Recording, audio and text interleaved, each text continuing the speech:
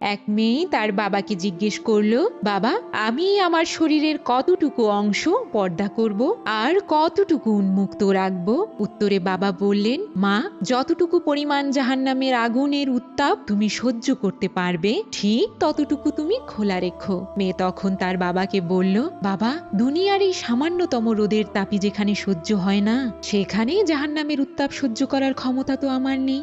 এখন আমি কি করব? উত্তরে বাবা বললেন, তাহলে তুমি এমন ভাবে পর্দা করো যাতে তুমি জাহান্নামের কঠিন উত্তাপ থেকে বাঁচতে পারো। মেয়েটি তখন তার বাবাকে বলল, বাবা, আমি সব বুঝতে পেরেছি, ইনশাআল্লাহ এখন থেকে আমি সেভাবেই পর্দা করে চলবো। বাবা মুচকি হেসে বললেন, মারে, দুনিয়াটা ক্ষণস্থায়ী রঙ্গমঞ্চ, এখানে আমরা দুদিনের অতিথি মাত্র। অতি শীঘ্রই আমাদের বিদায় নিয়ে চলে যেতে হবে। আর একজন নারীর জন্য পর্দা করা ফরজ। রাসূল সাল্লাল্লাহু আলাইহি ওয়াসাল্লাম বলেন, নারী পর্দা